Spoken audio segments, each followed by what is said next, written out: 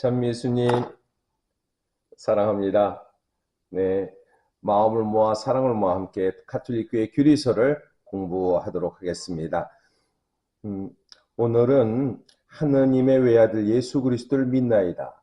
예수 그리스도론이죠. 예수님이 어떤 분이고 그 신학적인 이해 가운데 이제 그리스도께서는 그리로부터 산 이와 죽은 이를 심판하러 오시리라 믿나이다 라는 공심판에 대한 이야기를 이렇게 말씀드리도록 하겠습니다.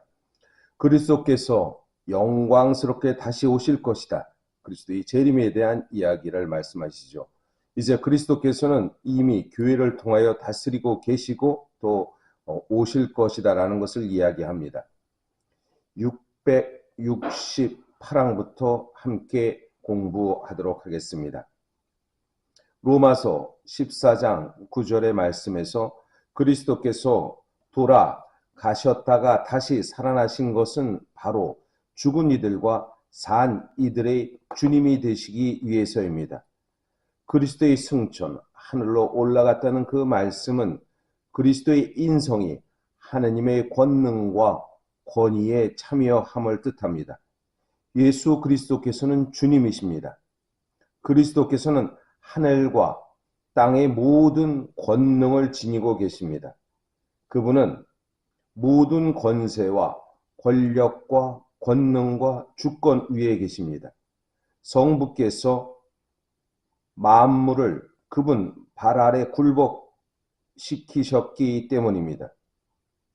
에베소서 1장 21절에서 22절의 말씀입니다. 그리스도께서는 우리 우주의 주님이시며 역사의 주님이십니다. 인간 역사와 모든 피조물은 그리스도를 머리로 하여 한데 모아 그분 안에 초월적 절정에 이르게 됩니다. 우리에게 그리스도라는 그 말씀은 단순히 인간 예수라는 관점이 아니라 하느님의 아들, 신적 그리스도의 가르침에 대한 부분을 같이 이해됩니다.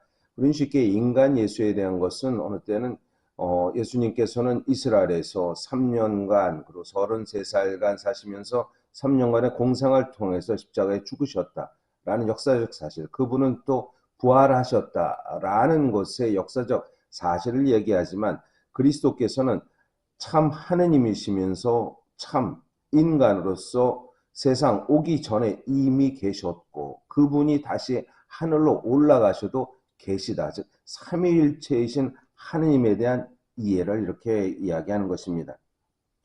669항입니다. 주님이신 그리스도께서는 당신의 몸인 교회의 머리이십니다. 우리가 교회라는 말 안 가운데 조직체로서의 이해되면 안 됩니다. 교회는 신비체의 개념이 들어가면 신비체는 그리스도를 머리로 우리는 각각 지체로 있는 것이 바로 교회라는 것. 그래서 예수님께서는 처음부터 교회를 세우셨습니다. 당신이 처음 하느님의 나라가 가까이 왔다. 회개하고 그리고 이 복음을 믿어라 라는 그 말씀에 하느님 나라의 설정이 세우신 것이 바로 교회를 세우셨다 이렇게 말할 수 있는 것입니다. 하늘로 올려지고 영광스럽게 되어 당신의 사명을 완수하신 그리스도께서는 지상 교회 안에 머무르십니다. 속량은 그리스도께서 성령의 힘으로 교회에 행사하시는 권위의 원천이십니다. 속량, 단 한 번의 죽음으로써 당신이 구약에서의 어린 양의 피의 대가가 신약에서 예수 그리스도의 죽음으로써 그 죽음은 성령의 힘으로써 교회 안에 드러나고 또 교회 안에 영원히 함께 사심을 이야기하십니다.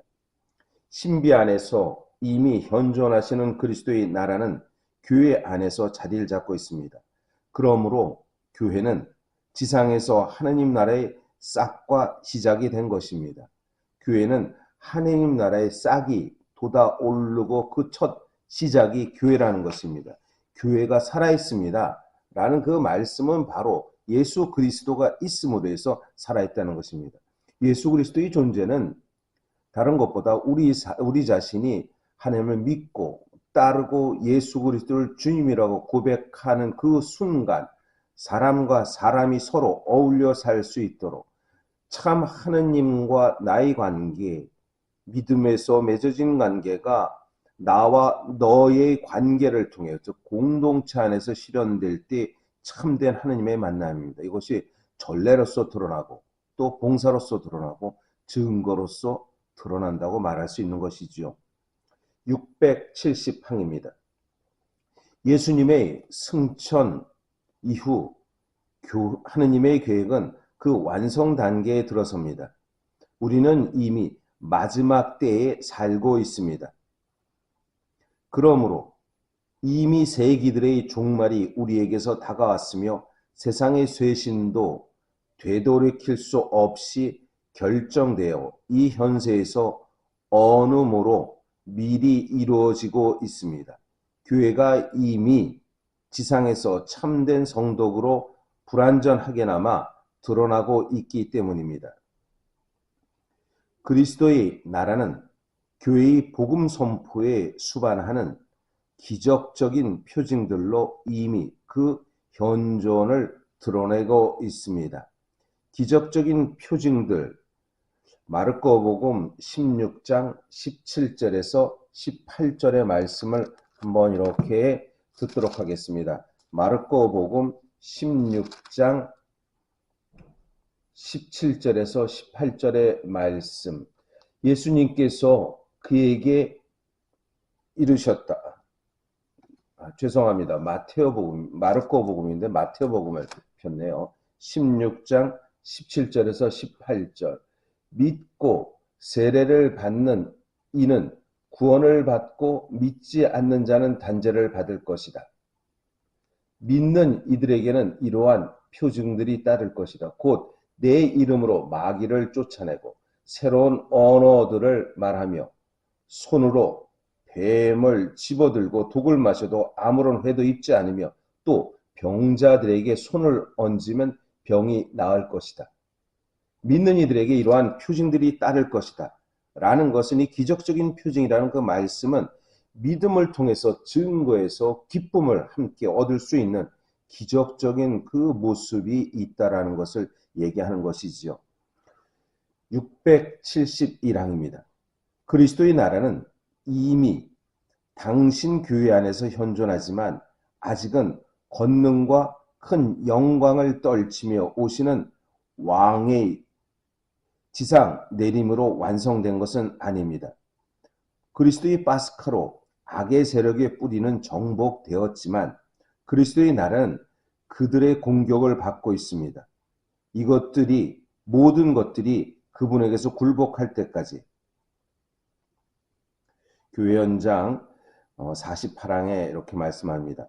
의로움이 깃드는 새 하늘과 새 땅이 이루어질 때까지 순례하는 교회는 자신의 성사들 안에서 그리고 이 시대에 딸린 제도 안에서 지나갈 이 현세의 모습을 지니고 아직까지 신음하고 진통을 겪으며 하나님의 자녀들이 나타나기를 기다리는 피조물 사이에 살고 있습니다.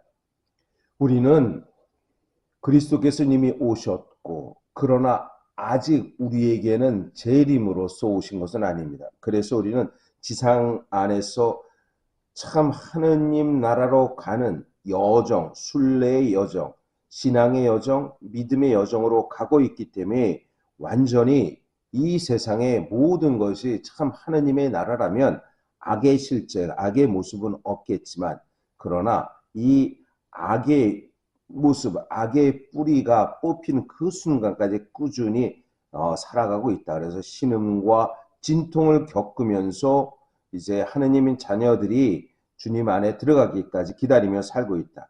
이런 이유로 그리스도인들은 그리스도의 재림을 재촉하기 위해 특히 성찬예 중에서 오십시오 주님, 즉 마라나타라고 하면서 오십시오 주 예수님 하고 기도하는 것입니다. 672항입니다. 그리스도께서는 승천하시기 전에 이스라엘이 기다려온 메시아 왕국이 영광스럽게 세워질 때가 아직 오지 않았음을 밝히셨습니다. 예언자들의 말에 따르면 그 나라는 모든 사람에게 정의와 사랑과 평화의 결정적 질서를 가져다 줄 것입니다. 주님의 말씀에 따르면 지금은 성령과 증거의 때이지만 또한 교회도 예외가 될 수 없는 마지막 때의 싸움이 시작되는 재난과 악의 시련으로 얼룩진 시기이기도 합니다. 이 시기는 기다림과 깨어있는 시기인 것입니다. 우리에게 믿는다라는 그 자체에서 마치 영원한 행복이 보증되고 드러났다라고 말할 수는 없습니다. 영원한 행복을 위해서, 지복직간을 위해서 꾸준히 우리는 지금 지상의 삶 속에서 고통 중에, 어떤 때는 아픔 중에, 상처 중에 이해할 수 없는 그 어떠한 그 불가항력적인 압력들, 악의 모습들을 우리는 또 보고 그 속에 참 빛을 찾아가는 것이 우리 지상의 여정이라고 이렇게 말할 수 있는 것입니다. 네, 오늘은 여기까지 공부하고요. 주님 안에서 또 행복한 하루가 되시기를 바라겠습니다.